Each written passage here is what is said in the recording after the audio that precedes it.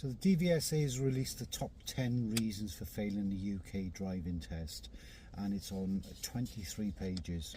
I'll put the link down in the description below, so if you want to look for yourself all the reasons, then you can just click the link and look at the DVSA website. So this has been broken down into sections and then subcategorized. So the top reason is failing to give effective observations at junctions. Now this is at T-junctions, roundabouts, slip roads, is all in the report.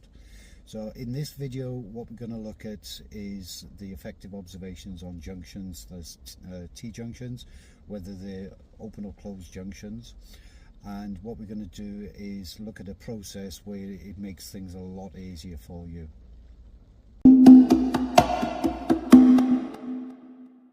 So a system which I've adapted from the MSPSL procedure is POV.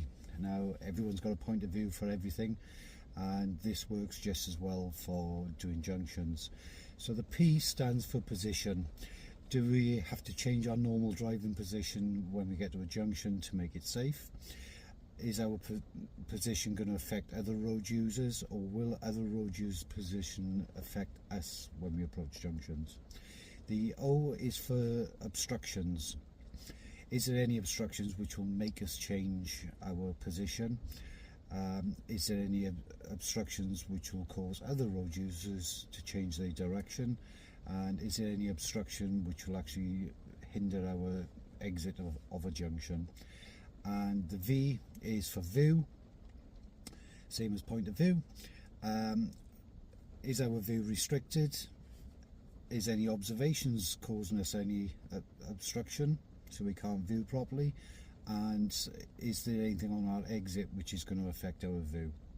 So let's get into this, and we're going to look at this from doing just a walkthrough video first of a junction to decide if it's open or closed, and then we're going to move on to driving a vehicle and actually looking at the whole process.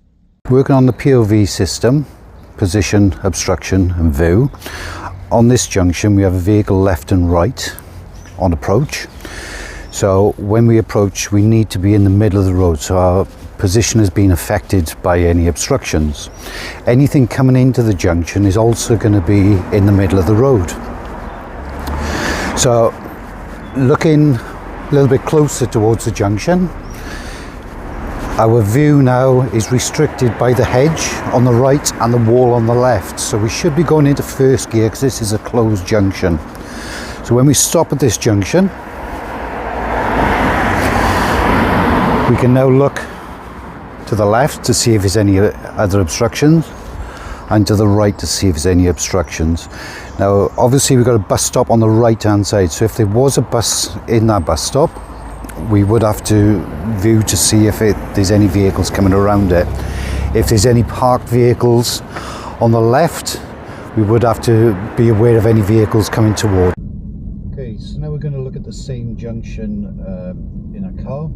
So it's a moving picture as we're going along.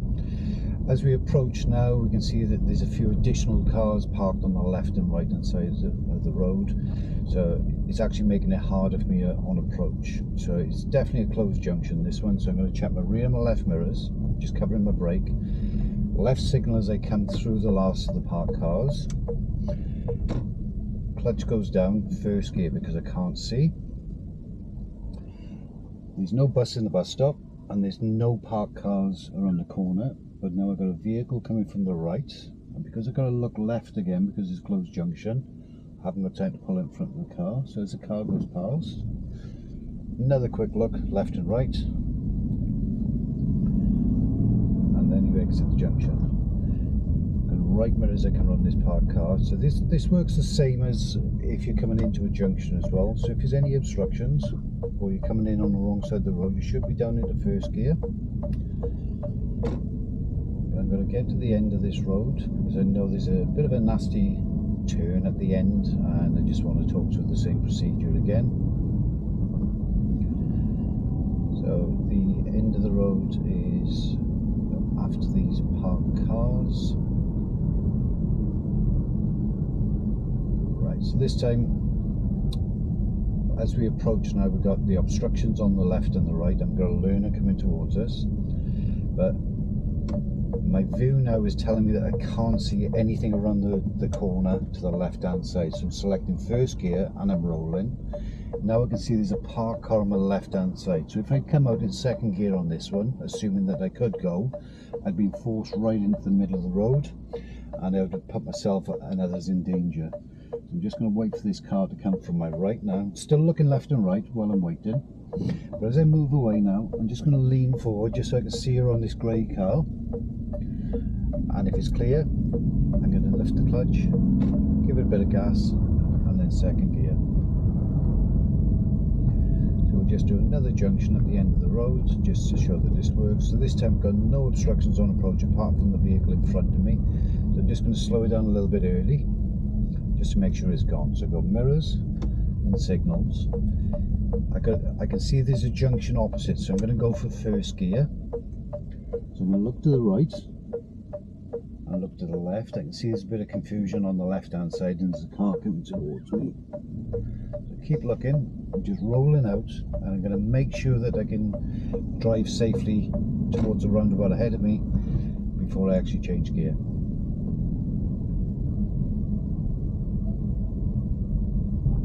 So as you can see, the observations at junctions are really important.